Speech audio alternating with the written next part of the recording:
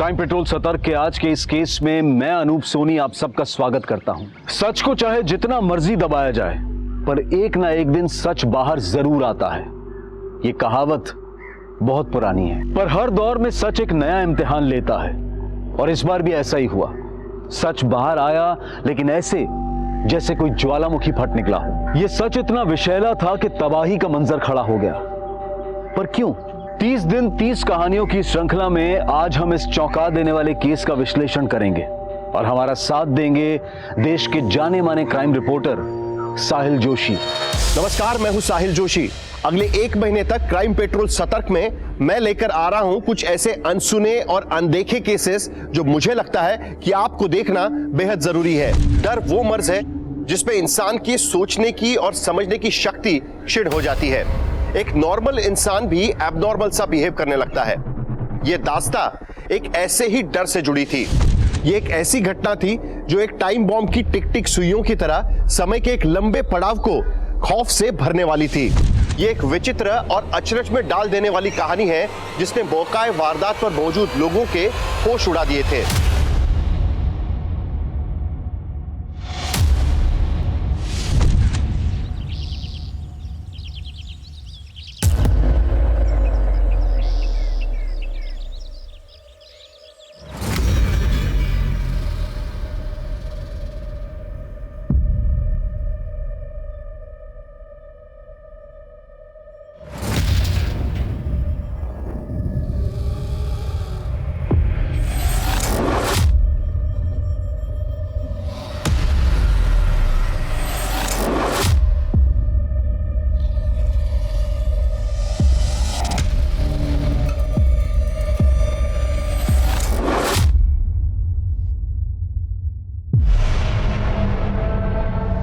Vyoma, desk पे मेरी क्या हुआ? Vyoma, are you okay? इतनी डरी क्यों हुई हो? नहीं, कुछ नहीं सर। Are you sure? देखो कुछ प्रॉब्लम। निहारिका कहाँ है? सर, निहारिका तो अभी तक आई नहीं है शायद।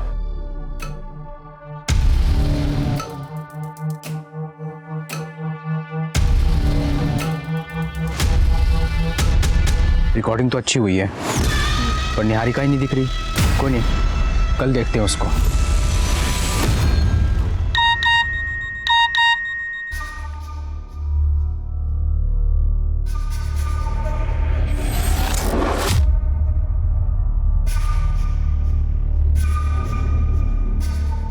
निहारिका, आई एम सॉरी, वो एक्चुअली तुम्हारा ब्रेकफास्ट रेडी है, मैं बस यही बताने आया था। That's so sweet. Thank you. My dear wife, गीले बालों में तुम बहुत सुंदर लगती हो। थैंक यू, पर वो अशोक ऑफिस के लिए लेट हो रहा है। ठीक है, तुम रेडी होके आ जाओ बाहर।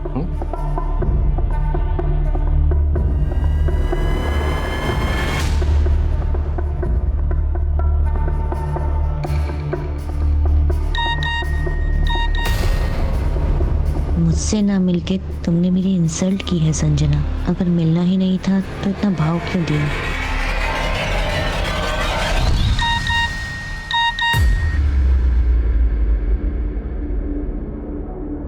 तो तुम्हारी हाँ है या ना? हम आज शाम मिल रहे हैं या नहीं? माँ, सौरभ मुझसे जवाब मांग रहा है। कौन सौरभ? माँ, मैंने आपको बताया था ना कि मैट्रिमोनियल साइट में मैंने एक लड़के को पसंद किया है, वही सौरभ। वो मुझसे मिलना चाहता है, उसके बाद मैं आपको उससे मिलवा दूंगी। मुझे नहीं मिलना किसी सौरभ से। ये इंटरनेट वाले लड़कों पे ना मुझे बिल्कुल भी भरोसा नहीं है। ये टिफिन ले और ऑफिस जा। माँ, आप बहुत ज्यादा सोच रहे हो। माँ, क्या प्रॉब्लम है? जाने दो ना मिलने के लिए।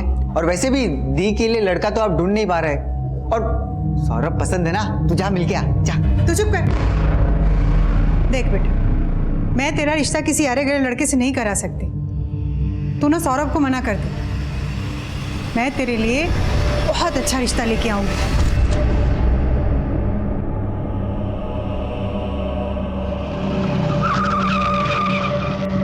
प्रेमनगर ग्राहक सेवा बैंक चलो।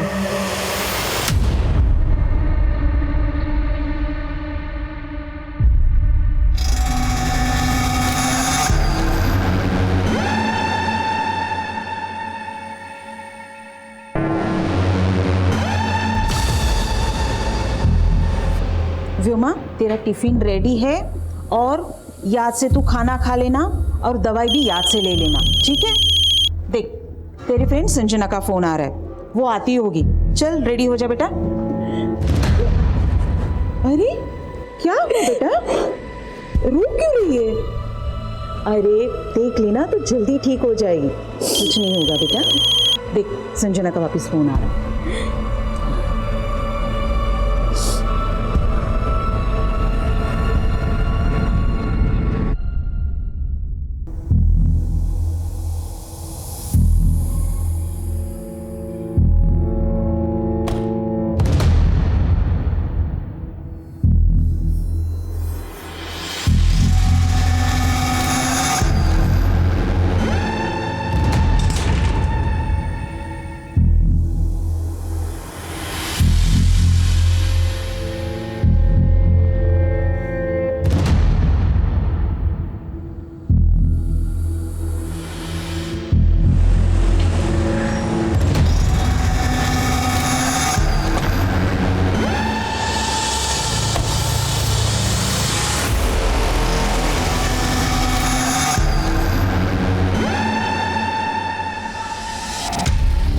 देवेंद्र, वो रामनगर में जो नया एटीएम खुला है, प्रॉब्लम आई उसमें?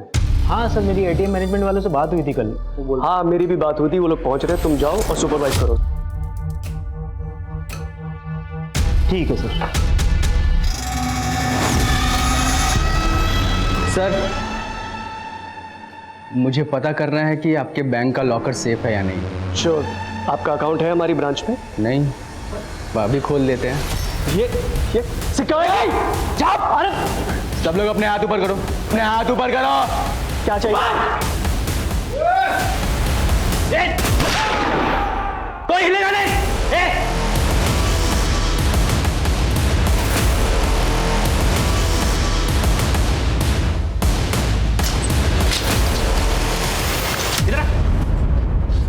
सबके मोबाइल ले, ठीक है? सब लोग अपना अपना मोबाइल इसके पास दे दो, कोई चालाकी नहीं। चल ले, चल जल्दी कर, ले उसका। बंद कर दिया।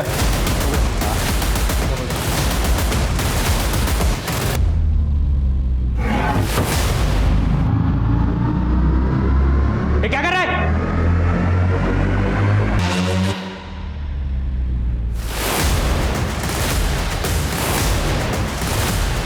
जरा ये सारे फोन बाजू में रख और एक एक फोन करके। किसका फोन बजा बे? किसका फोन बजा? इधर छोड़, तू नहीं छोड़ा था ना फोन इसके पास? तू नहीं छोड़ा था, तू नहीं छोड़ा था, तू नहीं छोड़ा था।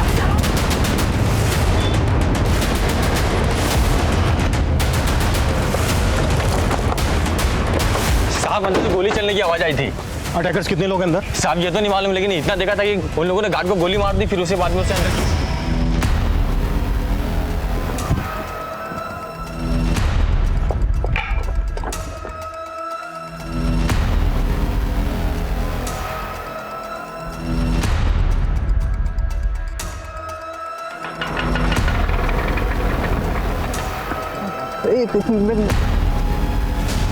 चल चल चल, हाँ बेटा, हट।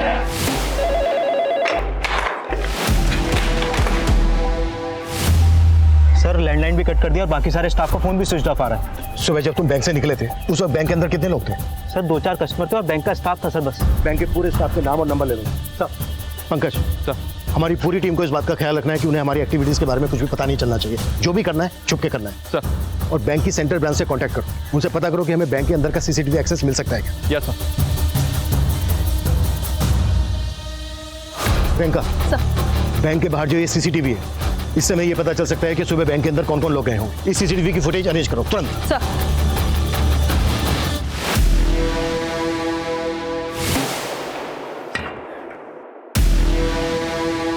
बाहर तो पूरा सन्नाटा है बे। चाय की टपरी है, चाय वाला लगाए। पक्का पुलिस आई है।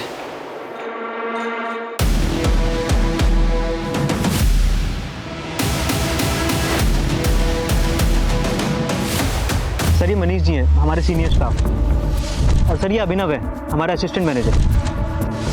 और सर ये जो ऑटो से उतर रही है ना सर, ये हमारी हेड कैशियर संजना और उसके साथ सर व्योमा है सर। ये लोग कौन है जो व्योमा के बाद बैंक के अंदर गए?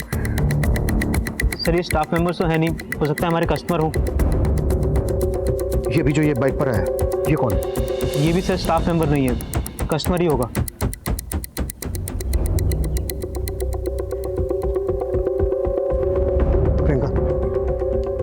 ये बाइक यही है।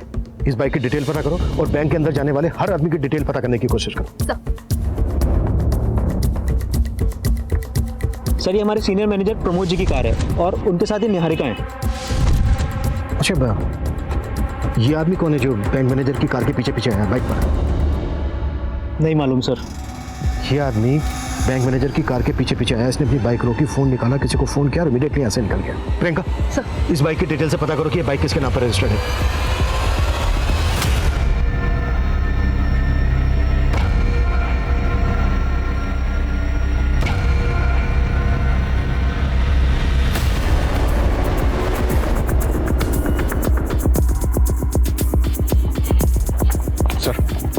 सेंट्रल ब्रांच से पता किया, यहाँ के सीसीटीवी ऑफ किए गए।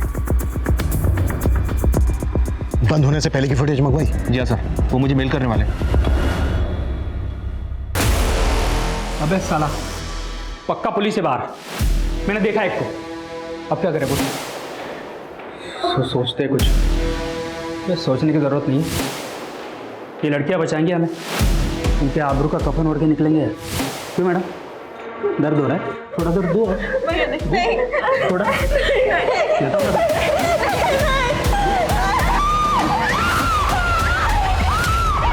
बैंक के अंदर से लड़की के चिल्लाने की आवाज आ रही है। इससे पहले कि वो किसी को नुकसान पहुंचाए, हमें जो भी करना है जल्द से जल्द करना होगा। बैंक के चारों तरफ चेक करो कि कहीं से बैंक के अंदर का कुछ दिखता है क्या, पर सेफली। सर, इस ब्रांच के सीसीटीवी बंद होने से पहले की फुटेज आ गई, ये देखिए।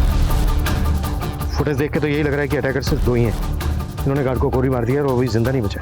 जी सर, सेंट्रल ब्रांच से एक बात और पता चली सर, पिछले 2 दिन से इस ब्रांच का पैसा वहाँ पे जमा नहीं हुआ। हाँ सर, कल के कलेक्शन के बाद हमारे ब्रांच मैनेजर प्रमोद जी ने मना किया था पैसे ना भेजने के लिए। अमाउंट काफी बड़ा है, इतना पैसा यहाँ रखना सही होगा? हमने कल का पैसा भी नहीं भेजा था। अरे वो ना कुछ कस्टमर्स की रिक्वेस्ट आई थी, उन्हें हैवी विड्रॉल करना कल, इसलिए बोले। एंड डोंट वरी, किसी को नहीं पता हम यहाँ पर इतना कैश रखते हैं। It's okay, do it. Okay sir. और सर नियम तो ये है कि ब्रांच मैनेजर ही बैंक खोलेगा, लेकिन हमारे मैनेजर तो उस गेट कीपर को भी चाबी देके रखते थे डेली बैंक खोलने के लिए। क्यों हमें टॉर्चर कर रहे हो तुम? तुम्हें पैसे चाहिए ना? बैंक में 4 करोड़ रुपए रखा है, जितना चाहिए ले जाओ। अबे बार बार बोल रहा है पैसे लेके जाओ, पैसे लेके जाओ। बाहर पुलिस खड़ी है, कैसे लेके जाओ? है तेरे पास कोई प्लान है? सर, बैंक मैनेजर प्रमोद ने पर्पसली 2 दिन तक ब्रांच का पैसा सेंट्रल ब्रांच में जमा नहीं किया और वो ब्रांच की चाबी को भी सिक्योरिटी गार्ड के पास रखता था। कहीं ऐसा तो नहीं इस सब में उसका इन्वॉल्वमेंट है? हो सकता है, लेकिन पंकज, रॉबर्स का पहला टारगेट होता है लूट कर भाग जाना। लेकिन यहाँ पर तो रॉबर्स ने बैंक के अंदर अपने आप को बंद कर दिया है। क्या मकसद होगा इसका? हो सकता है सर, बैंक के अंदर जो लोग मौजूद हैं उनको लूट के बाद ह्यूमन शील्ड बनाकर भागने की कोशिश है। प्रेमनगर के ग्राहक सेवा कोऑपरेटिव बैंक में गोलियां चल रही हैं। एक ऐसे ही गोली का शिकार हुआ है बैंक का security guard Sumit Verma. Bank के अंदर कई मासूम फंसे हैं जिनकी जान खतरे में है। अंदर हमलावर कितने हैं, उनके पास किस तरह के हथियार हैं, पुलिस गेस नहीं कर पा रही। क्या यह वाकई कोई एंटी सोशल अटैक है जो लोकल पुलिस एटीटी को संपर्क कर रही है, या हमलावर लूट और डकैती के इरादे से आए हैं? हमलावरों की गोली पर आखिरकार किसका नाम लिखा है? करोड़ों का माल और कई जाने ताक पर है। आने वाला समय एक भारी तबाही का अंदेशा दे रहा है। जैसा कि आप देख सकते हैं, बैंक के बाहर से हम आपको बिल्कुल लाइव फुटेज दिखा रहे हैं। बैंक के बाहर फायरिंग भी सुनाई दी गई है, पुलिसकर्मी का यहाँ पे जमावड़ा लगा हुआ है।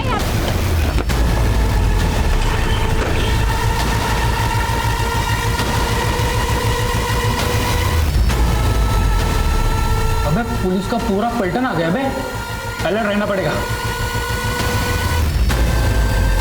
हमारा मकसद है रॉबर्ट्स को पकड़ना, किसी भी इनोसेंट को कोई नुकसान नहीं पहुंचना चाहिए। क्लियर? जाओ अपनी अपनी पोजीशन ले लो। सर, सिक्योरिटी गार्ड की एजेंसी में फोन किया, उनको बताया कि सुमित नाम का गार्ड मारा गया है पर उनका कहना है कि सुमित नाम का कोई भी गार्ड उन्होंने इस ब्रांच में अपॉइंट नहीं किया था। व्हाट? यस सर, बल्कि उन्होंने एक दूसरे गार्ड की फोटो भेजी है मुझे, ये देखिए सर, बाबूलाल नाम है इसका। उनके मुताबिक इस ब्रांच में बाबूलाल ड्यूटी पर था। हाँ सर, बाबूलाल ही हमारे यहाँ ड्यूटी किया करता था, लेकिन एक हफ्ता पहले वो छुट्टी पे चला गया था। सर मुझे 2 दिन के लिए गांव जाना है सर, तब तक एजेंसी वाले सर इसे ड्यूटी पर भेजेंगे, फिर मैं 2 दिन के बाद आके ज्वाइन कर लूँगा सर। ठीक है, थैंक यू सर। लेकिन एजेंसी वालों ने तो हमें ऐसा कुछ नहीं बताया। सर इस बारे में तो मैं कुछ नहीं कह सकता, और सर प्रमोद जी ने ही उसे अलाउ किया था 2 दिन के लिए। तुम्हारा ये बैंक मैनेजर प्रमोद 2 दिन से पैसा अपनी ही ब्रांच में रखता है, सेंट्रल ब्रांच में नहीं भिजवाता। और अब ये पता चलता है कि वो ड्यूटी पे तैनात गार्ड की जगह किसी दूसरे को ड्यूटी पे रख लेता है। कहीं ऐसा तो नहीं है कि बैंक मैनेजर भी मिला हुआ है इन लोगों से? मैं क्या बता सकता हूँ इस बारे में। तुम्हारे मैनेजर ने तुम्हें बाहर भेजा था ना बैंक से? सर वो एटीएम मशीन खराब हो गई थी, मैं वो चेक करने गया था। सर आप चाहे तो चेक कर सकते हैं। चेक तो हम करेंगे ही। एक मिनट सर, ये बाइक किसी मुकेश माथुर की है। ये बाइक 3 दिन पहले चोरी हुई थी और उसने चोरी होने की कंप्लेंट भी की है। मतलब इस बाइक से जो आया वो रॉबर था और वो चोरी की बाइक लेकर यहाँ आया? जी सर, इस आदमी की फोटो हमने सारे थानों में सर्कुलेट कर दी थी। उससे पता चला है कि ये आदमी एक नामी क्रिमिनल है, उत्कल, जो पहले भी चोरी और लूट के मामलों में अंदर जा चुका है। अच्छा, वो दूसरी बाइक जो बैंक मैनेजर की कार के पीछे आई थी वो किसके नाम पर रजिस्टर्ड है? सर वो किसी देव कुमार के नाम पर रजिस्टर है। ये वो देव कुमार, मायानगर के एड्रेस पे।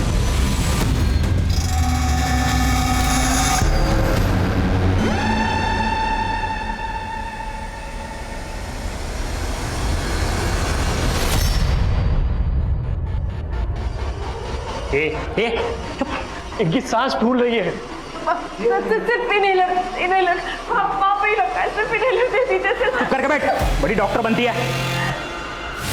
क्यों बे बुड्ढे, क्यों नौटंकी कर रहा है? उनको प्रॉब्लम, उनको इन्हेलर दे दो ना। अबे चुप। कौन सा है? अबे तेरी तो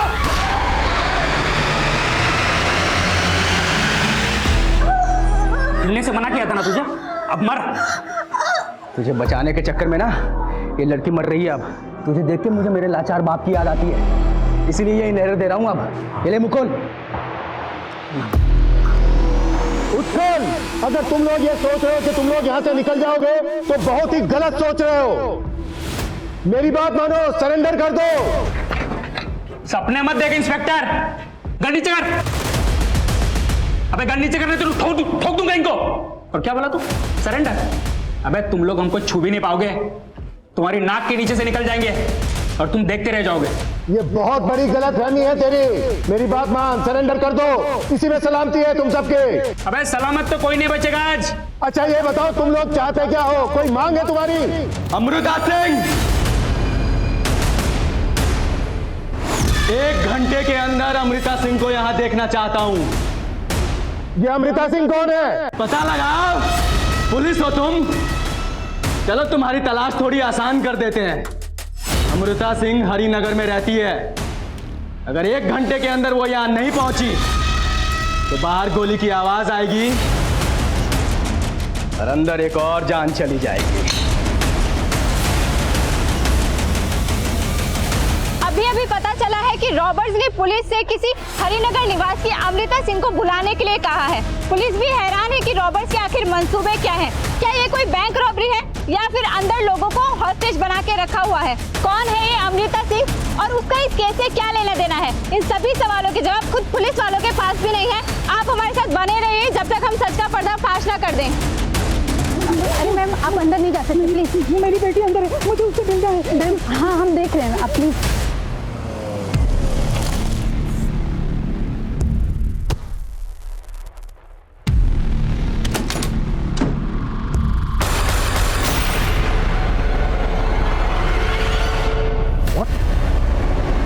बाबूलाल का मर्डर? बाबूलाल की बॉडी को पोस्टमार्टम के लिए भिजवाओ और पता करो कि ये बाबूलाल सुमित को कैसे जानता था कि बाबूलाल ने बैंक में अपनी जगह पर सुमित को काम पर लगवाया। अब तक हम मानकर चल रहे थे कि बाबूलाल ने सुमित को अपनी जगह काम पर लगवाकर ये प्लान बनाया हो, पर बाबूलाल का तो मर्डर हो गया और यहाँ पर सुमित मारा गया। और सर ये हरिनगर के किसी अमृता सिंह को बुलाने की बात कर रहा है। इतने बड़े हरिनगर में अमृता सिंह को कैसे ढूंढेंगे? एक काम करो, हरिनगर पुलिस की मदद लो अमृता सिंह को ढूंढने के लिए। Okay sir. हेलो सर, जो देव कुमार नाम का आदमी बैंक मैनेजर को फॉलो कर रहा था वो एक प्राइवेट डिटेक्टिव है। डिटेक्टिव? जी सर, फिलहाल वो अपने ऑफिस से गायब है। हो सकता है डिटेक्टिव क्रिमिनल्स के लिए बैंक की रेकी करने आया हो। इस डिटेक्टिव की पूरी कुंडली निकालो, जल्द से जल्द अंदर चाहिए मुझे। आकाश सर, सेंटर ब्रांच से इस ब्रांच की एक हफ्ते की फुटेज मंगवाओ, क्विक। सर, वो एक बैंक एम्प्लॉय व्योमा सैनी की मदर हैं। उनका कहना है कि बैंक आने से पहले व्योमा ने सुसाइड नोट घर पर छोड़ा था। Suicide note?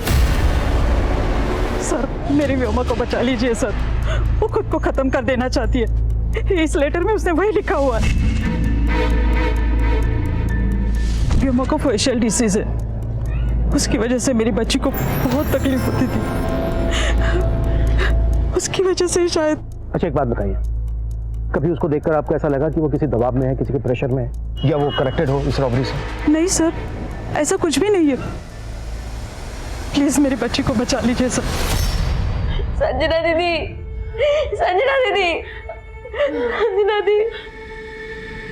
देखो व्योमा, जिंदगी में हमेशा सब खुश नहीं रहते।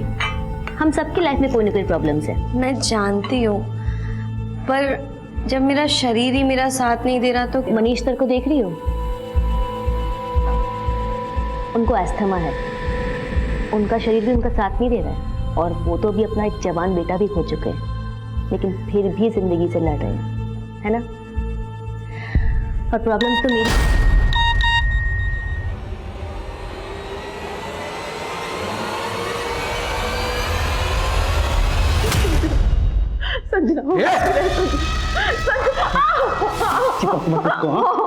इसका दर्द है ना, वो सहेगी। तुम्हें जो चाहिए तुम ले लो ना, हमें बख्श दो। ये बख्श दूं? तुझे बख्श दूं? तुझे तो सबसे पहले नोचूंगा मैं। सारी तेरिया चरित्र अपने पति के होते हुए मैनेजर के साथ सोच लिए तू।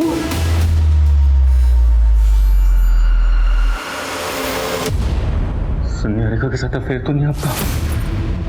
देखिए आपकी कलमकारी हम सबको मरवा देगी। मेरी मान ली कुछ ना कुछ करते हैं, ये दोनों अकेले हम भाग चलते हैं सर यहाँ से। सर प्लीज सर मेरी बात मानिए सर। हमारे हाथ बंधे हुए क्या कर सकते हैं हम? तो कुछ नहीं आराम से बैठा रहे, छोड़ देगा मैं वो। सर कहीं आपने तो प्लान नहीं किया ना ये सब? आपने वो 4 करोड़ रुपए देने की बात क्यों बोली? तू मुझ पे शक कर रहा है? चुप नहीं तो यहीं पे ठोक दूंगा, समझा?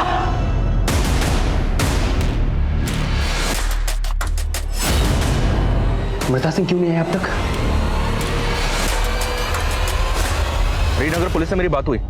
हरिनगर में आज सुबह ही अमृता सिंह नाम की एक लेडी का मर्डर हुआ है। What?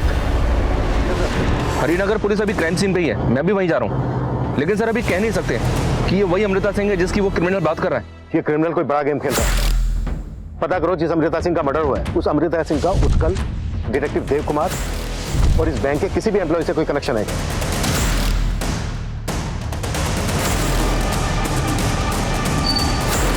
Sir sir sir sir sir sir Sanjana मेरी बहन ये बैंक में काम करती है। प्लीज ठीक है, एक बार साहब से मिलवा दो प्लीज प्लीज सर।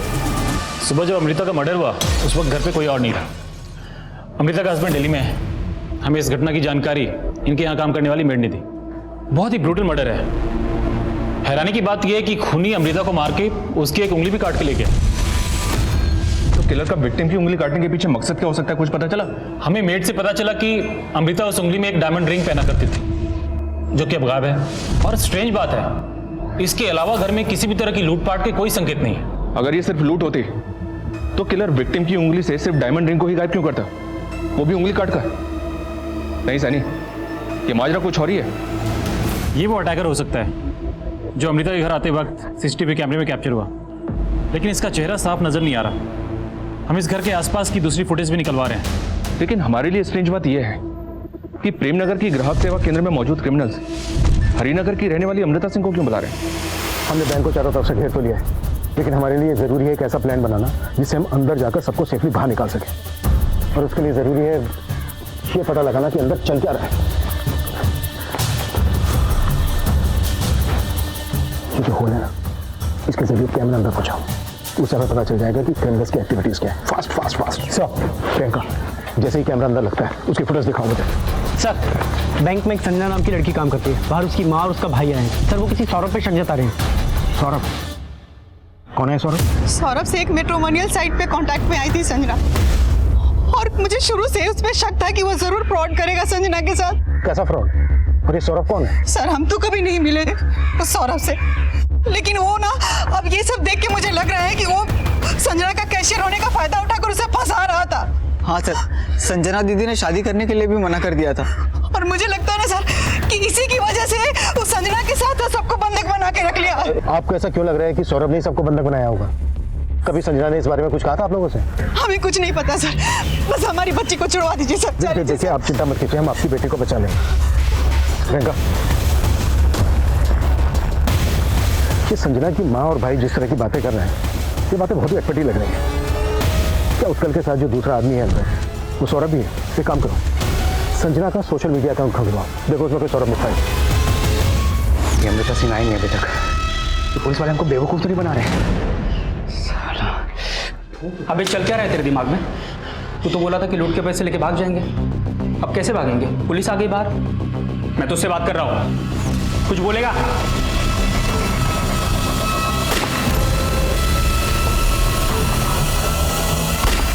स्मार्ट बनने की कोशिश मत कर इंस्पेक्टर, वरना सब मरेंगे। देख मेरे हवलदार पे गोली चला के तूने अच्छा नहीं किया। तू ये बोल चाहता क्या? क्या मांगे तेरी? बता तो दिया है कहाँ अमृता सिंह?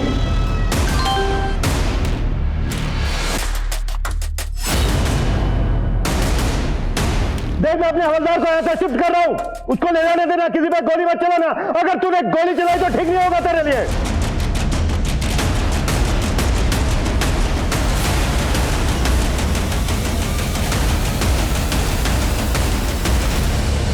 सर उस फुटेज में जो आदमी नजर आ रहा है, उसी ने अमृता सिंह का मर्डर किया है। एक बात और पता चली है सर, 10 साल पहले तक ये अमृता सिंह ग्राहक सेवा बैंक में जॉब कर रही थी। तो ये क्रिमिनल हमसे उसी अमृता सिंह को बुलाने की बात कर रहा था जिसका आज सुबह मर्डर हुआ। अमृता को मारने वाला ये आदमी है कौन? मैं पता लगवा रहा हूँ सर, अमृता का हस्बैंड भी दिल्ली से आ गया है। मैं और हरिनगर पुलिस, हम दोनों से इंक्वायरी कर रहे हैं।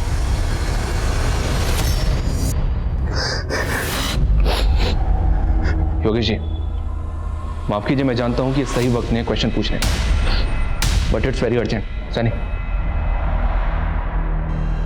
फुटेज में ये जो आदमी है, क्या आप बता सकते हैं कि कौन है? ये तो क्या हुआ? आप चुप क्यों हो गए? साफ साफ बताइए, कैसे जानते हैं आप इस आदमी को? बोलिए।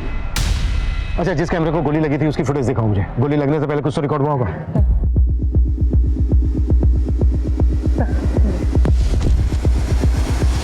इस आदमी का बॉडी। हाँ पंकज। सर उस आदमी का नाम पता चल गया है, उसका नाम रजनीश है। हैरानी की बात तो यह है सर कि इस रजनीश ने 6 महीने पहले अमृता को 10 लाख रुपए में अपनी किडनी बेची थी, और अब उसी ने उसका मर्डर कर दिया। उत्कल, हम अच्छी तरह से जानते हैं कि रजनीश इस वक्त तुम्हारे साथ अंदर मौजूद है, और हमें इस बात का भी अंदाजा है कि डिटेक्टिव देव कुमार भी तुम्हारे साथ मिला हुआ है। अब तुम ये बोलो कि तुम चाहते क्या हो? बहुत तेज दिमाग चल रहा है तेरा इंस्पेक्टर। ना पीछे पीछे, पहले अमृता की बात कर ले। कहाँ है वो? अमृता सिंह का तो तूने सुबह ही मर्डर कर दिया है रजनीश। पता चल गया तुम्हें? बहुत अच्छी बात है। अब सुजीत सिंह का पता लगा। सुजीत सिंह? 15 मिनट है तुम्हारे पास। अगर सुजीत सिंह नहीं मिला ना तो यहां और जाने जाएंगी। Yes sir. अमृता सिंह इस बैंक में 10 साल पहले काम करती थी, और अब ये क्रिमिनल्स किसी सुजीत सिंह की बात कर रहे हैं। हो सकता है सुजीत सिंह भी इस बैंक से कनेक्टेड हो। तुम जानते हो किसी सुजीत सिंह को? सुजीत सिंह? सर एक सुजीत सिंह हमारे बैंक की सीनियर पोस्ट पे काम करते हैं, और उनके अंडर में इस एरिया की 16 ब्रांचेस आती हैं सर। इस सुजीत सिंह का एड्रेस और नंबर दो मुझे जल्दी। सर ये सुजीत सिंह का एड्रेस और फ़ोन नंबर तो मेरे पास नहीं है, लेकिन ये सारी इन्फॉर्मेशन आपको बैंक की सेंट्रल ब्रांच से मिल जाएगी सर। सेंट्रल ब्रांच में फोन करो। डिटेक्टिव देव कुमार पकड़ा गया। अरे मैंने कुछ नहीं किया। अरे साहब, मेरा इस रॉबरी से कोई लेना देना नहीं है। सब वो प्रमोद है ना, बैंक मैनेजर, उनकी बीवी ने मुझे ये सब करने के लिए कहा था।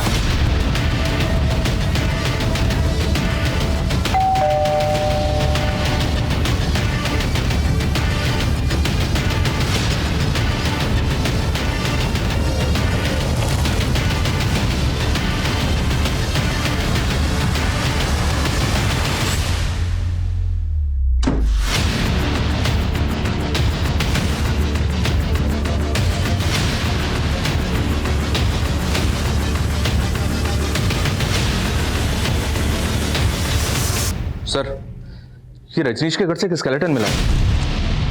What? आस पड़ोस से भी पता नहीं चल रहा है कि स्केलेटन किसका होगा। स्केलेटन को बिल्कुल लड़की की तरह सजाया हुआ है। एक बात बोलो सर, स्केलेटन की उंगली में वही डायमंड रिंग पहनाई हुई है जो अमृता की उंगली से काट के निकाली गई थी। पक्का रजनीश ने कई और भी मर्डर किए होंगे। अब शायद हमें यह भी सुनने को मिले कि अगला मर्डर इसने सुजीत सिंह का किया है। एक काम करो, इसका बैकग्राउंड अच्छे से खंगालो और ये भी पता करो कि इसके घर में स्केलेटन किसका है। Okay okay sir. Sir Devendra ने हमें सुजीत सिंह के बारे में बताया था, मेरी उनसे बात हुई है, वो जिंदा है सर। लेकिन अभी तक हमें ये श्योर नहीं है कि वो किस सुजीत सिंह को यहाँ बुला रहा है। आई होप किसी दूसरे सुजीत सिंह का मर्डर ना हो। फिलहाल इस सुजीत सिंह को यहाँ बुला लो। मैडम, वो डिटेक्टिव मैंने अपने पति की जासूसी करने के लिए हायर किया था, उसका इस रॉबरी से कोई लेना देना नहीं है। क्या जासूसी कर रही थी आप अपने पति की? क्योंकि मुझे शक है कि प्रमोद का उनकी कुलीग निहारिका के साथ अफेयर चल रहा है। हमें भी ये शक है कि आपके पति उन बैंक रॉबर्स के साथ इन्वॉल्व हो सकते हैं। कहीं ऐसा तो नहीं कि आप उसके साथ मिलकर कोई गेम खेल रही हो? प्रमोद का मुझे नहीं मालूम, लेकिन मैं कोई गेम नहीं खेल रही हूँ। और आप ये सारी बातें निहारिका के पति से क्यों नहीं पूछती हैं? उसे भी मालूम होगा कि निहारिका प्रमोद के साथ क्या गेम खेल रही है।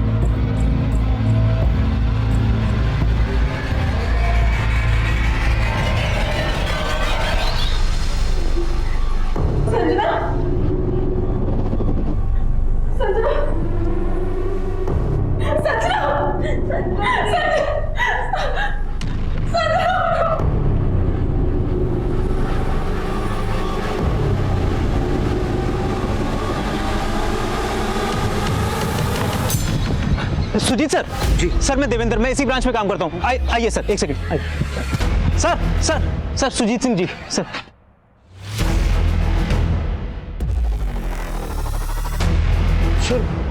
मैं इनमें से किसी को भी नहीं जानता। आप अपनी एक्स एम्प्लॉय अमृता सिंह को तो जानते होंगे। इस रजनीश ने उसका मर्डर कर दिया है और अब उसने आपको बुलाया। आप कुछ बता सकते हैं क्या चाहता है ये? मेरी तो कुछ समझ में ही नहीं आ रहा है। मुझे बहुत जोर से पेशाब लगी। कब तक बिठाएगा इनको? तू करना क्या चाहता है इनके साथ? तू तो बोला था कि पैसे लेके भाग जाएंगे। मैं तेरे से बात कर रहा हूँ, मैं सोच रहा हूँ ना। अब मैं क्या सोच रहा है तू? अबे बुड्ढे, इनको चेक करो। तेरे को बाप दिखता था ना इसमें? देख, मार दिया। अब मेरी बात का जवाब दे, तू पैसा लेके भागा क्यों नहीं? रजनीश उत्कल, मैंने मना किया था ना गोली चलाने के लिए, फिर क्यों चलाई गोली? अब एक एक करके सब मरेंगे इंस्पेक्टर। बता सुजीत सिंह कहाँ है? तूने कहा था ना सुजीत सिंह को बुलाने के लिए, हमने बुला दिया सुजीत सिंह को। सुजीत सिंह इस बैंक के एरिया मैनेजर हैं, तुझे उन्हीं से बात करनी थी ना।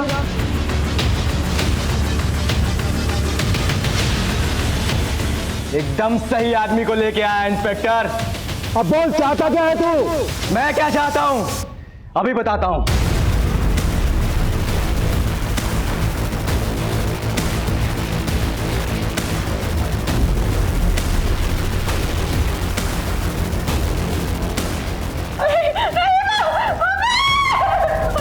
सुजीत सिंह, ये चीख सुनाई दी किसकी है?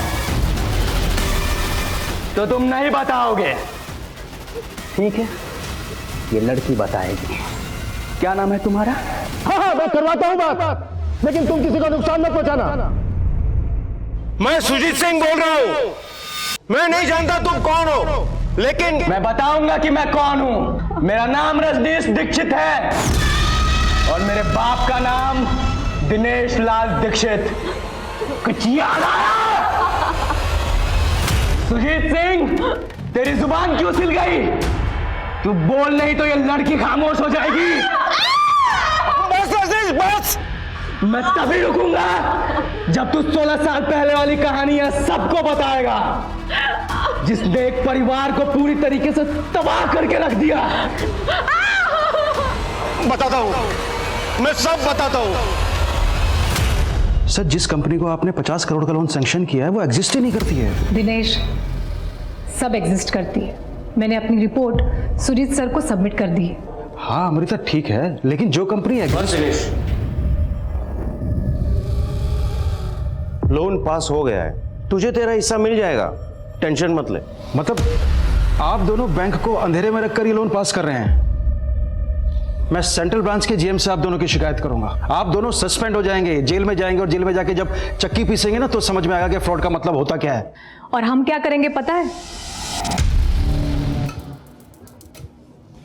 मैं भी पुलिस स्टेशन जाऊंगी और तुम्हारी कंप्लेंट करूंगी कि तुमने मुझे शादी का झूठा झांसा देकर मोलेस्ट करने की कोशिश की, और तुम मुझे जानते तो हो ही, मैं कुछ भी कर सकती हूँ। उस अमृता सिंह ने मेरे बाप के चरित्र पर उंगली उठाकर उन्हें दर बदर की ठोकरें खाने के लिए मजबूर कर दिया। आज 16 साल बाद उस अमृता सिंह को मारकर मैंने उसकी उंगली भी काट दी। 16 साल से मेरा परिवार जो दर्द झेल रहा है ना, आज उसका हिसाब होगा। तुम दोनों के दिए हुए घाव ने मेरे बाप की जान ले ली, मैं आज उसका बदला लूंगा। जब तुझे अमृता को मारना ही था तो तूने उसे अपनी किडनी डोनेट क्यों की? और कितने लोगों को मारा है तूने? और तेरे घर पे जो स्केलेटन है वो किसका है? उसका जवाब देगी ये लड़की। रॉबर्ट इस वक्त सुजीत सिंह के साथ इंगेज है। ये सही वक्त है बैंक के अंदर दाखिल होने का। देवेंद्र का सर देवेंद्र, मुझे जल्दी से बताओ बैंक के अंदर क्या चीज कहाँ पर है? सर जब हम ब्रांच में एंटर करेंगे तो राइट साइड में कैश काउंटर है, और सर लेफ्ट साइड में लॉकर का गेट है, और सर सामने की तरफ मैनेजर्स केबिन है, और एंड में सर टॉयलेट है। और एक मिनट, टॉयलेट कहाँ पर है? सर बिल्कुल लास्ट में।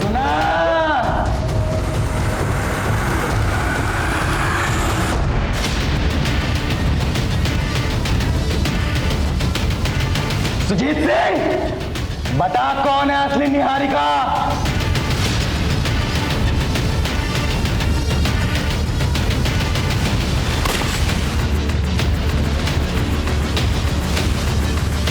मेरे पापा के साथ जो तूने किया वो मैं भूल गया, लेकिन जो तूने मेरी बहन के साथ किया ना सुजीत, वो बहुत बुरा किया।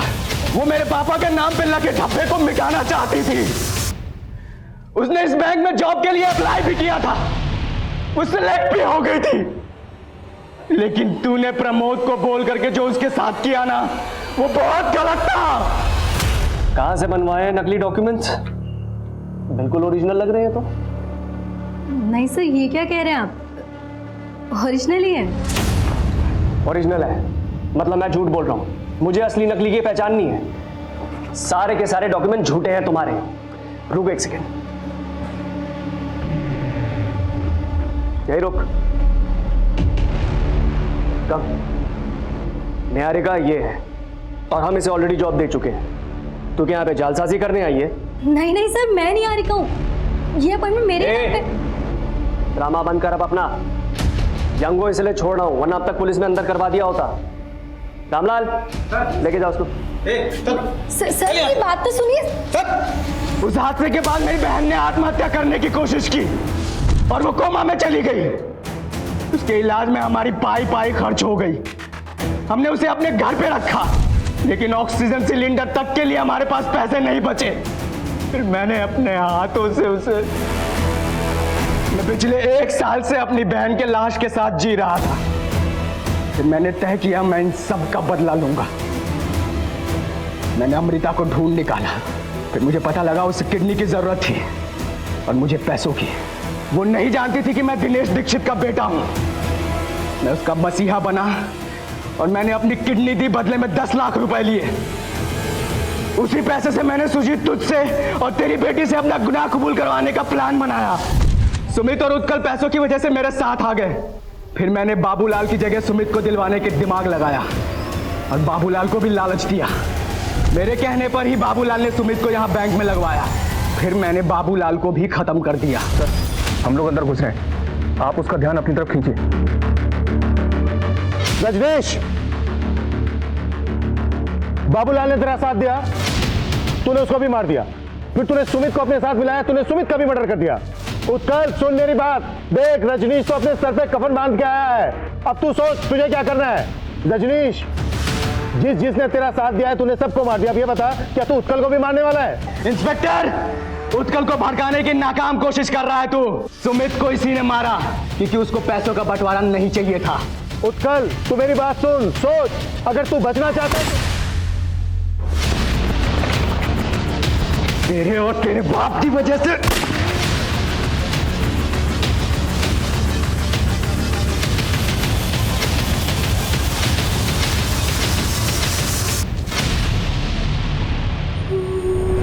जब भी कोई जुर्म छिपाया जाता है तब वो कभी ना कभी इसी लावे की तरह फटता है। ये भी एक ऐसी सनक का अंजाम था जिसने पुलिस के पसीने छुड़वा दिए। लेकिन सोचने वाली बात यह है कि आखिरकार रजनीश दीक्षित को ये सब करके क्या मिला। वो अपने परिवार के साथ हुई नाइंसाफी के खिलाफ एक कानूनी लड़ाई भी लड़ सकता था, लेकिन उसने अपराध का रास्ता चुना। उसके इसी सनक के खेल में एक पुलिसकर्मी समेत कई लोगों की जान चली गई। ये कहानी हमें ये सोचने पर मजबूर करती है कि इंसानी लालच हमें किस हद तक गिरा सकता है। हम बात कर रहे हैं अमृता और सुजीत की, जिनके लालच की भूख ने दिनेश दीक्षित के पूरे परिवार को इस तरह से खत्म कर दिया कि उनके बेटे रजनीश का कानून पर से भरोसा ही उठ गया।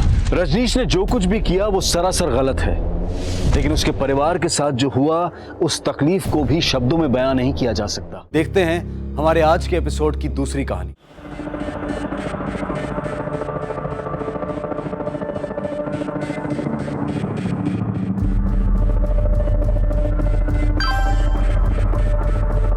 बाहर आ जाओ।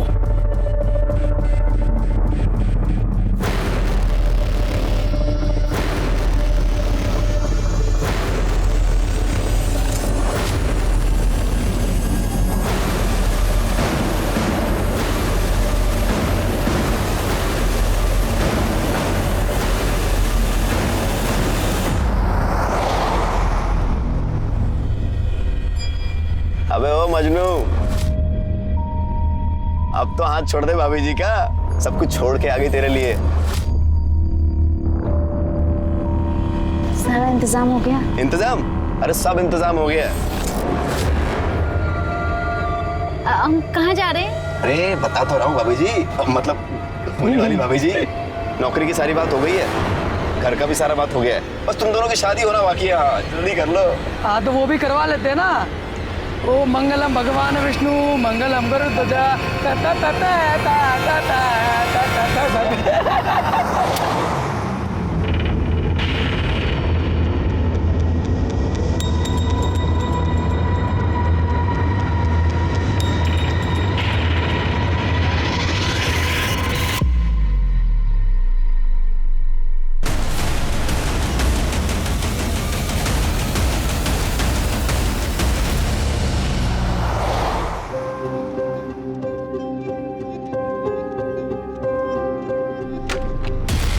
अच्छा देखो मैं तैयार हो गई हूँ। कैसे?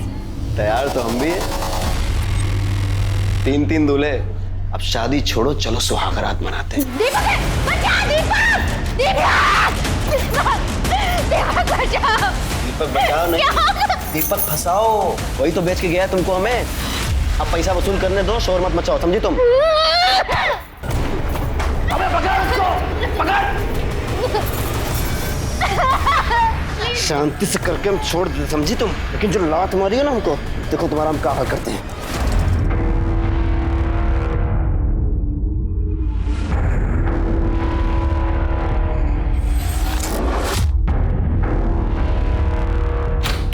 हाँ हाँ सब याद है।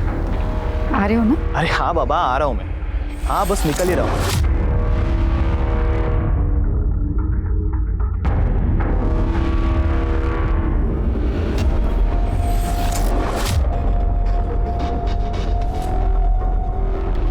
हीरोइन, सारा दिन ये पंखा साफ करना है, बाकी का काम तेरा बाप करेगा क्या? नहीं बस कोई गया। पैसे ले और सामान की लिस्ट। चल मार्केट जाके सामान लेके आ, और हाँ टाइम से आना वापस घर। कहाँ जा रहे हो तुम? चुपचाप ना अपने काम से काम रखा करो, समझ में आ गया? इतनी बार मना किया, टोका मत करो पीछे से, लेकिन आदत नहीं जाती है।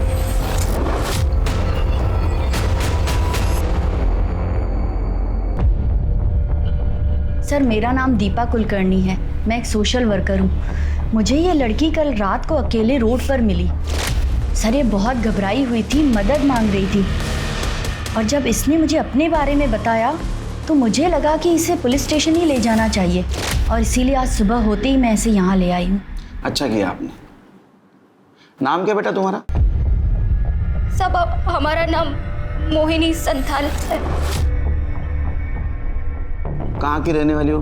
झारखंड तरवा गांव से है। क्या हुआ तुम्हारे साथ? सब हमारे माँ बाप नहीं है, चाचा के घर रहते हैं। एक दिन चाचा बोले मंडी जाना है, धोखे से किसी आदमी को बेचती है। बस आप ही के पास आ रहा हूँ। ये मैडम जी कौन है? वो तो नहीं मालूम साहब। फिर एक जगह गाड़ी रोके और वो तीनों पेशाब करने के लिए उतर गए और हमको मालूम नहीं था साहब कहाँ जा रहे हैं। बस भागते रहे और शहर पहुंच गए, पर हमको बहुत डर था कि वो हमें पकड़ ना ले। रोड पे हम रोते रहे। फिर ये दीदी आई। तुम बिल्कुल फिक्र मत करो, तुम एकदम सेफ हो। शिरके, मोहिनी को एनजीओ भेजने की तैयारी करो। तृप्ति, इसके चाचा के डिटेल्स, गांव के डिटेल्स सब ले लेना। ये दीदी के साथ जाओ।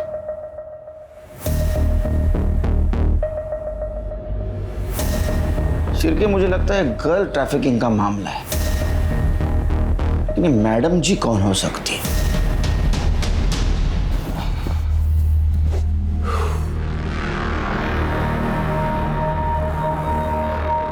यार वो लड़की आने वाली थी ना, क्या हुआ उसका? नहीं आई। कुछ प्रॉब्लम है तो किसी और को ढूंढना पड़ेगा। क्यों? क्या हुआ उसका? इतने परेशान क्यों हो रहे हैं? टेंशन मत लो, मैंने तुम्हारे लिए उससे भी अच्छी लड़की ढूंढूंगी। अरे यार तुम समझ नहीं रही हो, मेरे माँ बाप मेरे पीछे पड़े हुए शादी के लिए, बांध देंगे मुझे किसी के भी साथ, फिर रोती रहना अकेली बैठकर। तुम टेंशन क्यों ले रहे हो? मुझे तुमसे ज्यादा उस बात की फिक्र है, और वो लोग ढूंढे उससे पहले मैं ढूंढूंगी तुम्हारे लिए।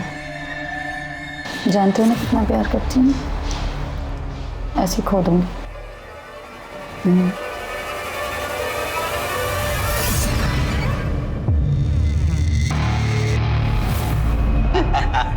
अबे 17 साल के नागपुर पहुंचते ही 1.5 लाख मिलेंगे इसके। नोट गिनने की तैयारी कर ले। अरे हम तीनों ने मजे लिए इसके, काई का फ्रेश। और नागपुर के बात करने से पहुंच जाएगा क्या? 1.5 लाख तो डिलीवरी के बाद मिलेंगे। 20 से 25 हजार का खर्चा है। प्लीज मुझे जाने दो, प्लीज मुझे छोड़ दो, प्लीज ऐसा मत करो। अबे मजे तो बोनस है, बोनस। अब देखना 1.5 लाख भी यही दिलाएगी और 25,000 का इंतजाम भी यही करेगी। रास्ते में जो जितना देगा बेच देंगे साली को। नहीं, जाने से पहले एक बार और हो जाए। साहब 2 दिन हो गए, हमारी बेटी नमिता की कोई खबर नहीं। कहाँ है, किस हाल में है, हमें कुछ पता नहीं। झूठ क्यों बोल रही हो? सच क्यों नहीं बताती सर को कि लड़की भाग गई है तुम्हारी? हमारी लड़की उस लफंगे दीपक के साथ भागी है। तुम्हें पूरा यकीन है ये उसी लड़के के साथ भागी? हाँ सर, पूरा यकीन है, उस लड़के के साथ ही भागी है। लड़का 2 दिन से गायब है, अपने घर पे नहीं है, और हमें नहीं पता था सर कि ट्यूशन पढ़ने जा रही है। हमें लगता था, लेकिन उसका तो चक्कर चल रहा था। ये गोल खिला रही है ये पढ़ाई लिखाई के नाम पर। इसकी पढ़ाई लिखाई बंद। अब ये कॉलेज नहीं जाएगी, नहीं जाएगी ये कॉलेज। कोई भी लड़का ढूंढो इसके लिए और शादी करो। इस घर में ज्यादा नहीं देखनी है मुझे ये लड़की। अरे सुनिए तो सही। 17 साल में शादी, पता है ना गैर कानूनी है। हाँ सर, पता है कि गैर कानूनी है, पर गरीब आदमी करे तो करे क्या सर? सब लोग थू थू कर रहे थे। अब इज्जत जाए, इससे अच्छा तो आदमी जेल चला जाए। बहुत समझाया पर समझ नहीं रही थी वो। उस लड़के ने हद कर दी सर। एक दिन तो हमारे घर ही आ गया था। आशिकी का भूत का बात। ले हेलो, क्यों आया था? क्यों आया था? अंकल, मैं नमिता से प्यार करता हूँ अंकल, उससे शादी करना चाहता हूँ अंकल। छोड़ दो पापा। तेरी बारात में अर्थी निकालूंगा यहाँ से। पापा, अगर उसे कुछ हो गया ना, मैं अपनी जान दे दूंगी, आप देख लेना। साहब प्यार से बात करना तो इन्होंने कभी सीखा ही नहीं। इतनी सख्ती दिखाई, इतनी सख्ती दिखाई कि बेटी घर से ही भाग गई। मैं उसे प्यार से समझाऊंगी, बस एक बार ढूंढ दीजिए, एक बार ढूंढ दीजिए मेरी बेटी को। देखिए आप घबराइए नहीं, आप दीपक और नमिता की डिटेल्स नोट करवा दीजिए, हम उन्हें जल्द से जल्द ढूंढेंगे, समझे?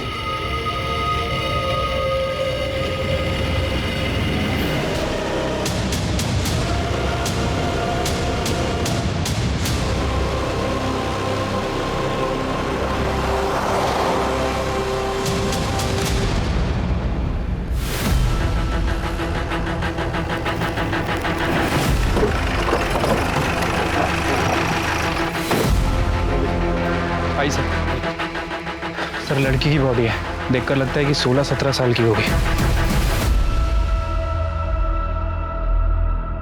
सर, जिस तरह से बॉडी की हालत है देखकर लग रहा है कि मर्डर हुए 2-3 दिन हो चुके हैं। पीछे मटन शॉप है, यहाँ का कचरा यहाँ पे फेंका जाता है।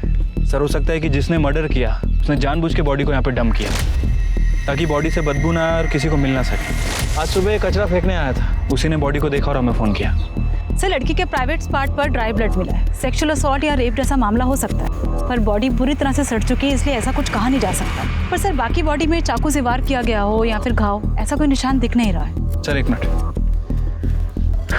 सर ये देखिए, लड़की का चेहरा थोड़ा विजिबल है और कुछ दिन पहले शास्त्री नगर पुलिस स्टेशन में इसी डिस्क्रिप्शन की एक लड़की की मिसिंग कंप्लेंट आई थी।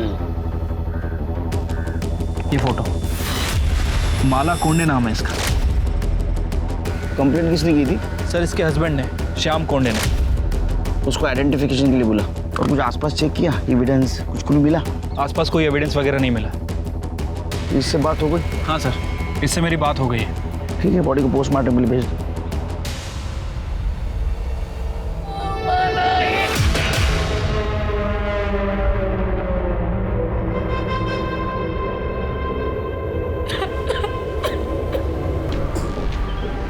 माला मटन शॉप गई थी? नहीं सर, हमारे घर नॉनवेज नहीं बनता। वो सब्जी लेने गई थी और शाम तक नहीं लौटी, और ना ही फ़ोन साथ ले गई थी कि फ़ोन लगा करके देखी कि वो कहाँ पे है। फिर अगले दिन जब वो नहीं लौटी तो मैंने मिसिंग की कंप्लेंट लिखवाई थी। आप लोगों को किसी पे शक, किसी से कोई झगड़ा, दुश्मनी जो ऐसा कर सकता है? सर हम लोग मिडिल क्लास लोग हैं, हमारी किसी से क्या दुश्मनी होगी। ठीक है जाओ।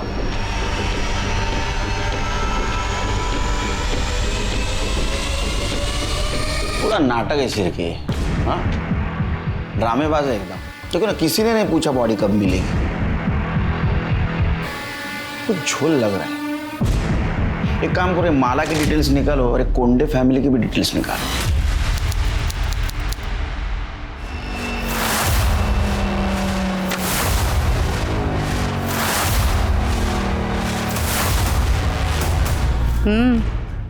फोटो देखी? मैं आज ही आई बाबा को उसकी फोटो भेजता हूँ, देखना शादी के लिए फौरन हाँ कर देंगे। अरे लड़की सिर्फ 17 साल की है, नाबालिग है वो। पहले उसके एज प्रूफ के ना झूठे पेपर्स तैयार करने दे। शांति रख। ठीक है सर, कोंडे फैमिली के पड़ोसियों से बात की है। सर हैरानी की बात यह कि पड़ोसियों तक को नहीं पता था कि माला उस घर में नौकर थी या फिर श्याम की बीवी। सर ये कोंडे फैमिली माला के साथ बहुत बुरा व्यवहार करते थे, उसे नौकरानी की तरह ट्रीट करते थे। फिर अचानक से एक दिन उन्होंने कहा कि श्याम और माला की शादी हो गई। किसी को नहीं पता चला कि उनकी शादी कब हुई। मुझे तो पहले से झोल लग रहा था सिर की। ये कोंडे फैमिली की डिटेल्स निकाली? हाँ सर, ये श्याम को जुए की लत थी, काम वाम कुछ करता नहीं था। रमाकांत के पास भी कोई काम नहीं है, और ये वैशाली घर चलाने के लिए नर्स और हाउस होल्ड हेल्प का काम करती है। दूसरों के घर में नौकर प्रोवाइड करवाया करती थी। चिरके मुझे वैशाली के काम में भी झोल लग रहा है। पता करो, ये नर्स और नौकर प्रोवाइड करने के नाम पे कुछ काले धंधे तो नहीं करती थी? सर हमने पता किया, माला का बर्थ सर्टिफिकेट निकली है। तुम एक काम करो, उड़े ऑफिस से माला के फिंगरप्रिंट और फोटो के बेसिस पे उसके आधार कार्ड के डिटेल्स निकलवाओ। हो सकता है असली डिटेल्स मिले। सर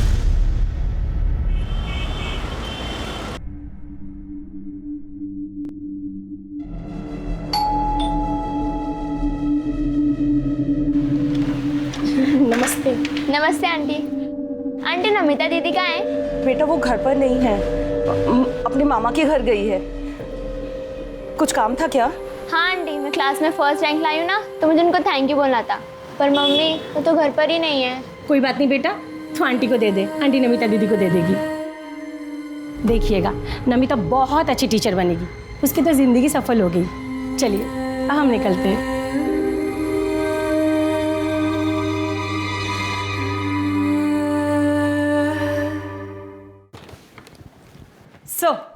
सर ये माला का ओरिजिनल आधार कार्ड, जिसमें माला का नाम माला कोंडे नहीं, माला सुरवे है, और इसमें एड्रेस भंडारी के पास अंबाड़ी गांव का है। एक काम करो तृप्ति, ये माला के गांव जाओ, सूर्य फैमिली के सारे डिटेल्स निकालो, पता करो ये माला की शादी हुई थी भी या नहीं।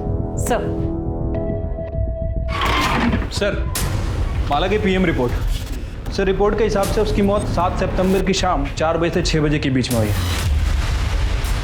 बहुत ज़्यादा सेक्स करने की वजह से खून बहना, बॉडी को सही न्यूट्रिशन ना मिलना, थकान, मतलब कुपोषण की वजह से उसकी मौत हुई है। सर साथ ही साथ उसकी बॉडी पर सिगरेट के जलाने के निशान भी हैं, नाखून के खरोच के निशान भी और काटने के निशान भी हैं, और बॉडी पर 3 अलग अलग लोगों के सीमेन सैंपल भी मिले।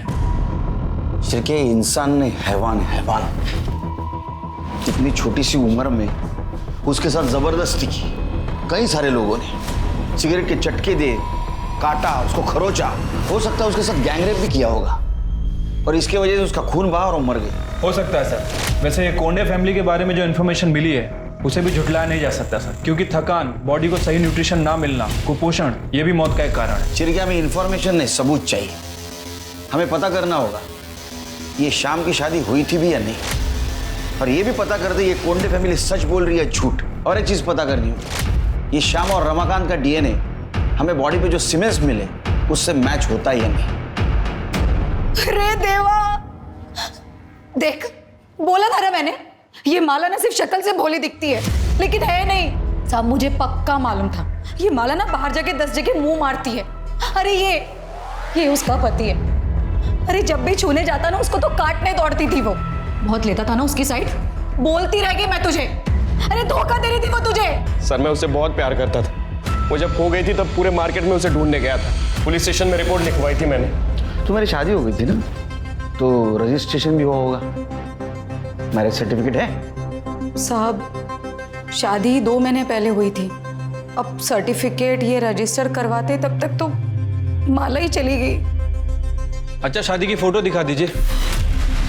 हाँ सब शादी तो इतनी धूमधाम से हुई नहीं थी, बस घर वालों के सामने ही घर में हो गई थी।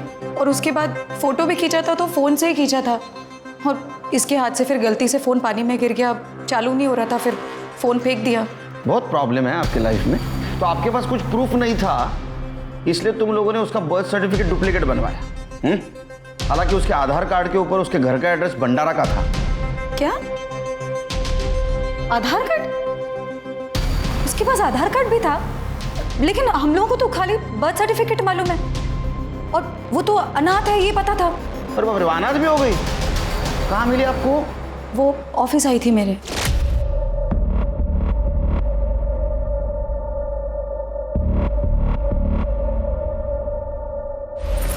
क्या है?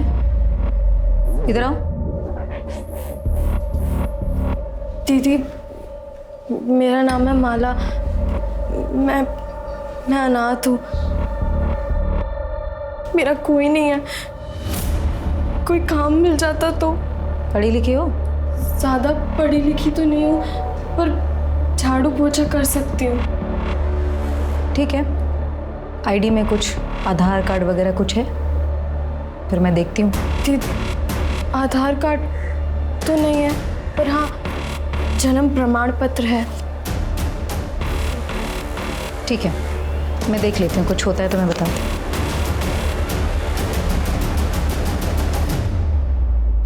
सर माला की कहानी सुनकर मुझे उस पर तरस आ गया था। दिखने में भी ठीक ठाक थी वो, इसलिए मैंने वैनी से कहा कि आप ही पूछ लीजिए उसे कि अगर वो शादी करना चाहती है मुझसे।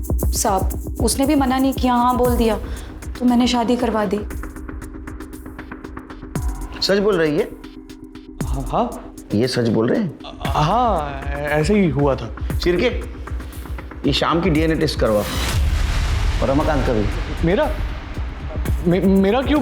मैंने क्या किया? किसी कुछ किया? नहीं, मतलब मेरा मतलब है माला तो मेरी बेटी जैसी थी, बहू थी। डर क्यों रहे हो? हाँ चिरके इन दोनों का डीएनए टेस्ट करवा। चिरके ये कोंडे फैमिली का झोल है। वो रमाकांत देखा कितना डरा हुआ था। मुझे लगता है माला से जबरदस्ती प्रोस्टिट्यूशन करवाते थे। हो सकता है सर, लेकिन अगर 1% भी चांस हुआ कि माला ये काम जानबूझ के करती थी पैसे कमाने के लिए, तो सर? नहीं शिरकी, अगर वो जानबूझ के करती थी, इतने पैसे कमाती थी, तो पैसों का क्या करती थी? क्योंकि उसके मौत का एक कारण कुपोषण भी है, उसको ठीक तरह से खाना भी नहीं मिलता था। ये वैशाली के एजेंसी का कुछ पता चला है? ऐसी एजेंसी? हाँ सर, उसकी एजेंसी लीगल है, रजिस्टर्ड भी है। अपने खबरों को अलर्ट कर दो। ये कोंडे फैमिली के सारे डिटेल्स चाहिए मुझे, पास्ट फ्यूचर प्रेजेंट सब। ठीक है सर।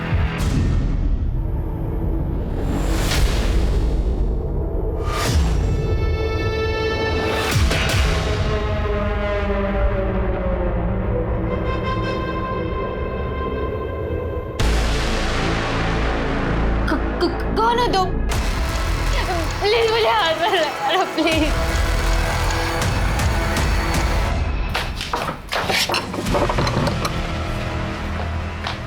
मना किया था ना, बोला था ना दूर रहने के लिए। अरे पर क्यों?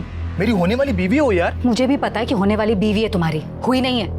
लेकिन तुम्हें भी अच्छी तरह पता होना चाहिए कि माला की मौत के बाद ना हम कितनी बड़ी मुश्किल में फंस चुके हैं। अरे पुलिस को शक हो गया है, दिन रात सवाल कर रही, जीना हराम कर रखा है हमारा, और उसके बाद तुम ये थोड़े टाइम दूर रहो इससे। अरे मेरे माँ बाबा मेरी शादी का सेहरा लेकर खड़े, करा देंगे मेरी शादी किसी के साथ, फिर हमारे बीच जो कुछ भी है ना सब भूल जाना।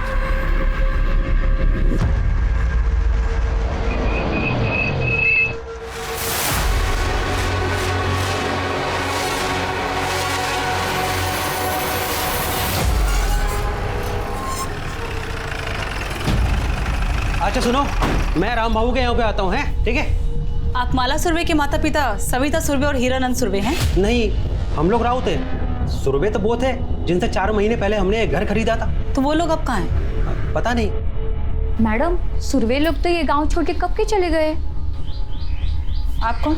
मैडम, मैं सुशीला, उनकी पड़ोसन। वो लोग बहुत कमीने थे, अपने बेटे मकरन की शादी में खर्चा करने के लिए बेचारी माला को बेच दिया, और जब बिरादर में थूथू होने लगी तो ये घर बेचा और भाग गए।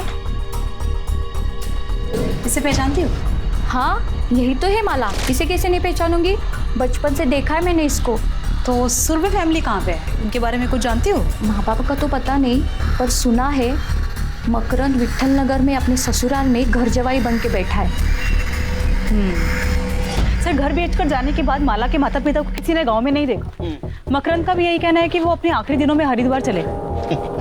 हरिद्वार पुण्य कमाने ने पाप धोने गए होंगे। सर, मकरंद का कहना है कि उसके शादी के बाद से ही वो चले गए, और उसके बाद उसके साथ भी उसकी कोई बातचीत नहीं। सर, माला की बॉडी पे जो 3 लोगों के सीमेन मिले थे, उसकी डीएनए रिपोर्ट आ गई सर।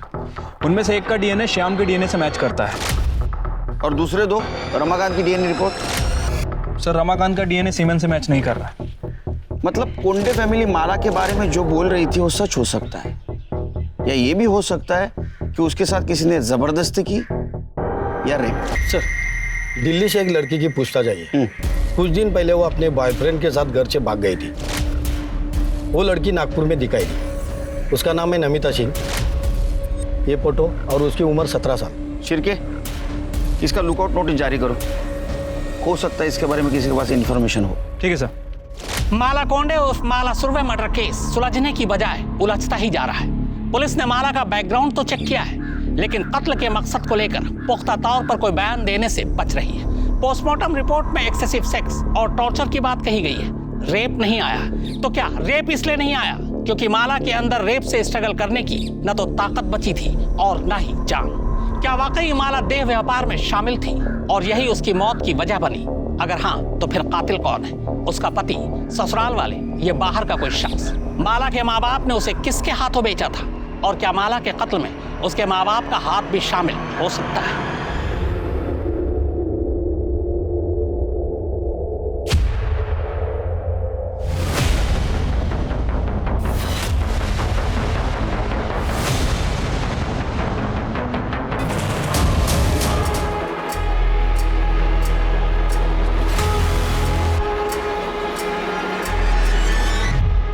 तो तू चाकू देख के डर के भागा और टेम्पो से टकराया ना? हाँ साहब। उसका चेहरा देखा? किसके हाथ में चाकू था वो? चेहरा नहीं दिख पाया साहब, वो टोपी पहना था। तेरे जेब में हमें कार्ड मिला, विजिटिंग कार्ड, वैशाली कोंडे। तू कैसे जानता है उसको? ये सच बोल, तेरी हालत देख। मैडम के पास कमीशन के लिए काम करता था साहब। एजेंट था ना। किस चीज का एजेंट था तू? साहब वो मेड और नर्स के लिए लड़की ला कर देता था मैडम जी को। सिर के सुना क्या मैडम जी?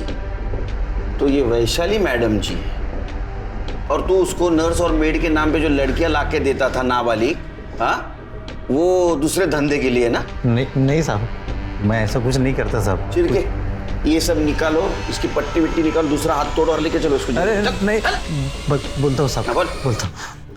मैं मैडम जी को धंधे के लिए लड़की सप्लाई करता था साहब। पिछले 2 साल से मैं कर रहा है साहब। ये मोहिनी संथाल को भी तू ही लेके जा रहा था ना मैडम जी को बेचने के लिए? साहब लेके जाने वाला था साहब, लेकिन वो नागपुर आने से पहले गाड़ी से उतर के भाग गई। और माला? साहब माला को भी बेचने के लिए लाया था, लेकिन वो मोहिनी से बहुत पहले आई थी साहब। लेकिन शाम का उसके ऊपर दिल आ गया, तो फिर मैडम जी ने घर काम करने के लिए और शाम को खुश करने के लिए रखी साहब। नमिता आ गई साहब। उसको उसके बॉयफ्रेंड ने प्यार के झांसे में घर से भगा के लेके आया था सब बेचने के लिए। यही थी? हाँ सब। वो मैडम जी इसको विकास को खुश करने के लिए रखा था, लेकिन इससे पहले विकास को खुश करता उसने देखा कि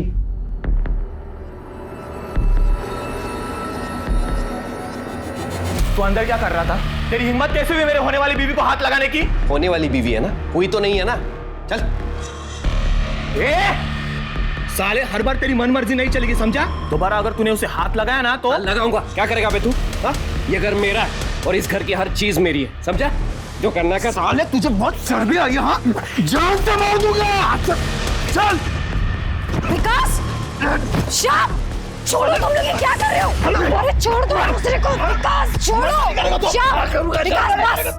विकास, छोड़ो विकास। विकास, क्या भाग रहे हो? रुक। अरे क्या मुंह देख रहे हो? उसको पकड़ो, मर जाएंगे वरना हम लोग।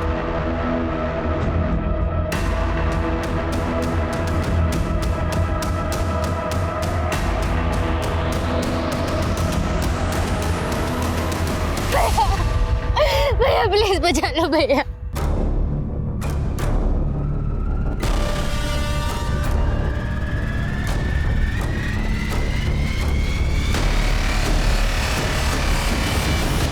जान से मार डालोगे क्या इसे? इसे अगर कुछ हो गया तो मैं शादी किससे करूंगा? इससे तू नहीं, मैं शादी करूंगा। बस दामोदर, चल निकाल सिक्का। आज ही फैसला करूंगी इसकी शादी का। अगर हेड आया तो श्याम की और अगर टेल आया तो विकास की। ये ऐसे कैसे बोल रहे हो तुम? मुंह खोला ना दोबारा तो उठा के सीधा श्याम को दे दूंगी। दामोदर,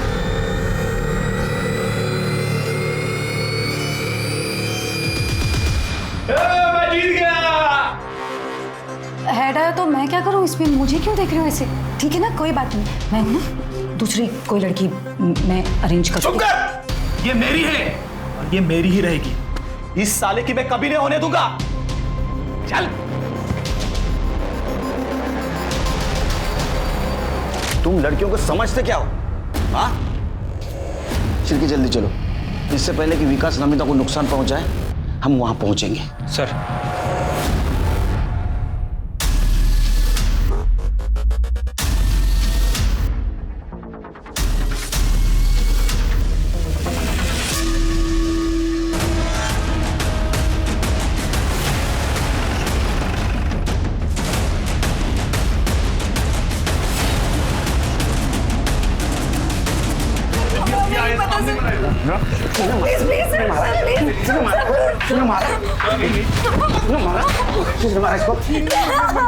तेरे हाथ में चाकू था?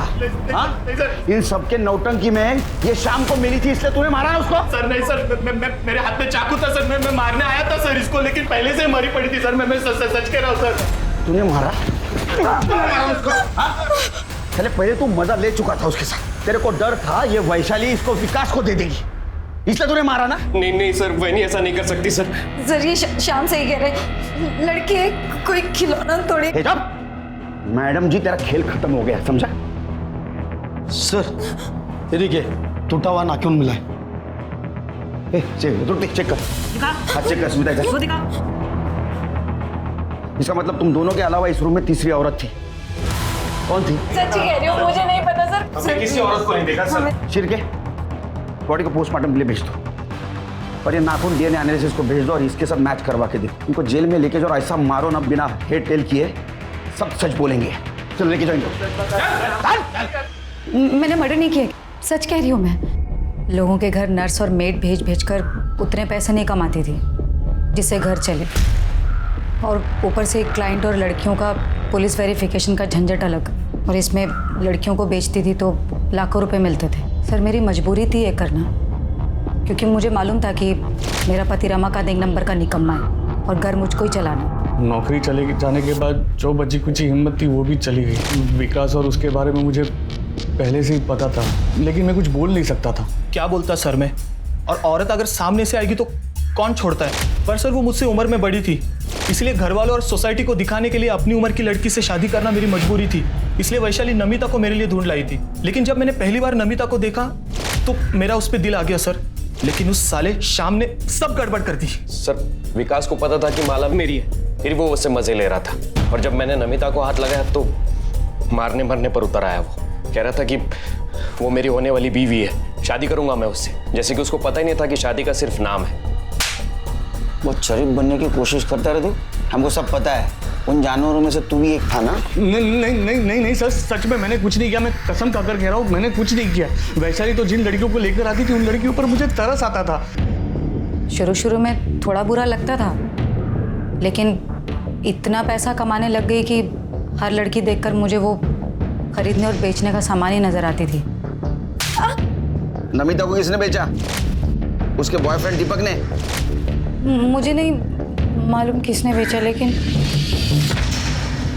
ह्यूमन ट्रैफिकिंग पहले प्रोस्टिट्यूशन के लिए किया जाता था, लेकिन शर्म की बात यह है कि अब शादी के लिए दुल्हन तक खरीदी जा रही। ये चलन बढ़ रहा है और इसके बढ़ने की एक वजह यह भी है कि जनसंख्या में लड़के और लड़की के अनुपात के बीच में फर्क है। ये नतीजा बेटे और बेटियों में फर्क का है। यही वजह है कि बहुत सारी जगहों पर बेटियों को पैदा होते ही मार दिया जाता है। हरियाणा से ये चलन शुरू हुआ, लेकिन कई राज्यों में अब ये चलन बढ़ गया है।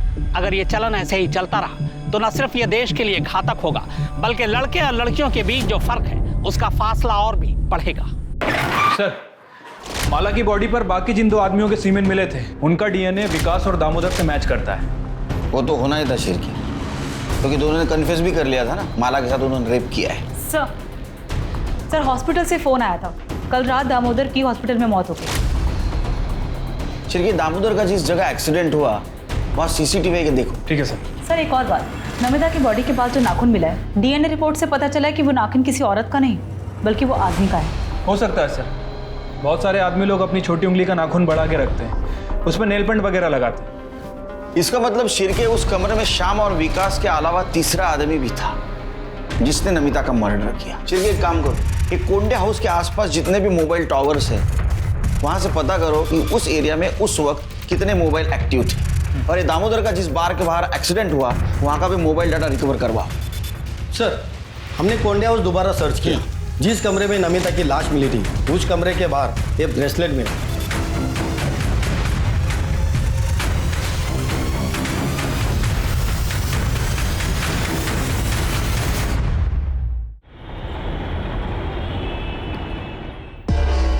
सर मैं सच बोल रहा हूँ, मेरा ब्रेसलेट खो गया था। तू रहता कहाँ है? मैं दिल्ली रहता हूँ सर। दिल्ली में रहता है? तेरा ब्रेसलेट नागपुर में मिलता है, तो चोर ने यहाँ चोरी किया और नागपुर में फेंक दिया, वो भी उसी जगह जहाँ नमिता का मर्डर हुआ, रूम के बाहर। हाँ देख, तेरा मोबाइल लोकेशन भी ना उसके घर के आसपास का दिखा रहा था उस दिन। सच बोले तो हड्डियां तोड़ दूंगा तेरे। वो मुझे दिल्ली पुलिस से पता चला सर कि नमिता नागपुर में। मैं सीधा नागपुर के लिए निकल गया सर।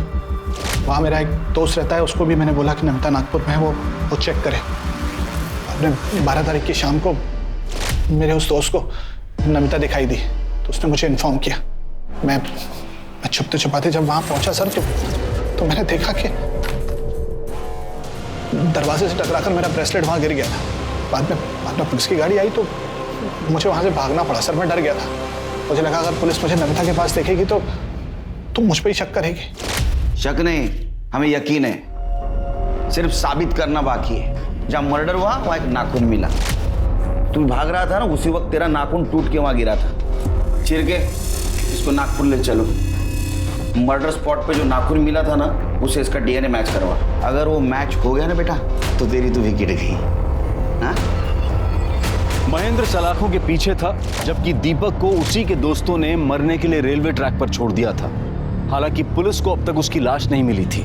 इस सब के बीच पुलिस ये भी पता लगाने की कोशिश कर रही थी कि दामोदर और वैशाली के अलावा ह्यूमन ट्रैफिकिंग और देह व्यापार में अलग अलग राज्यों के बीच कौन कौन और कितने लोग इन्वॉल्व थे। तभी एक और हैरान करने वाली खबर सामने आई। रिपोर्ट के मुताबिक नमिता के कमरे में मिला टूटा हुआ नाखून महेंद्र का नहीं था। तो कौन हो सकता था जो उस दिन आउट हाउस में नमिता तक पहुंचा और उसका मर्डर करके फरार हो गया। सर जिस बार के बाहर दामोदर पर हमला हुआ, हमने वहाँ का डंप डाटा चेक किया। 3 नंबर मिले, एक दामोदर का, दूसरा गाड़ी वाले का और तीसरा दिल्ली का है। और यही नंबर मर्डर के वक्त नमिता के घर के पास भी एक्टिव था। किसका number? Sir Shirke, Delhi police को इन्फॉर्म करो, इसको अरेस्ट करें।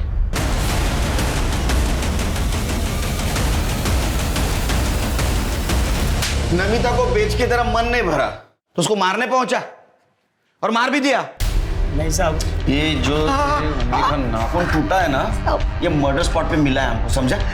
सच बोल। साहब नमिता को हम नहीं बेचे साहब, हम तो उसको बहुत प्यार करते थे। अरे जिंदगी थी वो हमारी, लेकिन हमसे एक गलती हुई साहब कि वो मुकेश जैसे दोस्त पे हम विश्वास कर लिया और उससे मदद मांगे साहब। जिस दिन हमारी शादी थी साहब, राजा को पटरी पर फेंक के आओ, उसके बाद दुल्हन के साथ सुहागरात मनाते हैं। हमको मार के वो अधमरा करके पटरी पे मरने के लिए फेंक दिया साहब। वो तो आखिरी वक्त पे एक आदमी ने हमको बचा लिया। और जब हम वापस नमिता को ढूंढने के लिए उस जगह पे पहुंचे तो नमिता कहाँ है? बोल, कहाँ बेचा? बोल। मुझे एड्रेस नहीं पता, लेकिन मैडम को जिस आदमी को बेचा है तो उसको मैं जानता हूँ। जब हम नागपुर पहुंचे और दामोदर को फ़ोन किया तो पहले वो हमारा फ़ोन नहीं उठाया, लेकिन बाद में वो हमारा फ़ोन उठाया साहब। और हम उसको झांसा दिए कि हमें लड़की चाहिए। वो बोला लड़की है, फलाना बार में पहुंच जाओ। हम साहब वहाँ पहुँच गए, लेकिन वहाँ देखा तो बहुत सारे लोग थे साहब। लेकिन हमको मुकेश उसका हुलिया बताया था, हम उसको पहचान गए। और जैसे हम चाकू निकाल के उसके गर्दन पे रखे और नमिता के बारे में पूछे, सब वो कुछ बिना बोले ही भागने लग गया वहाँ से और जाके एक गाड़ी से टकरा गया साहब। हम फिर गए उसके पास और चाकू दिखा के फिर नमिता के बारे में पूछे। वो बताया साहब कि नमिता कहाँ है, किस कमरे में, और उस कमरे की चाबी उसके जेब में थी। हम उस जेब से उसकी चाबी निकाल ली और उसका फ़ोन भी निकाल लिए और रास्ते में जाके उसका फ़ोन तोड़ के फेंक दिए साहब, ताकि वो हमारे बारे में किसी को इन्फॉर्म ना कर सके। और हम जैसे ही नमिता के पास पहुंचे, नमिता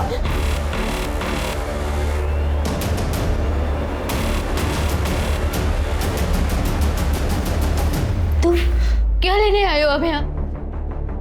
देखने आए हो मैं जिंदा हूँ या मर गई, या फिर तुम्हारे 3 दोस्तों ने मेरे साथ क्या किया?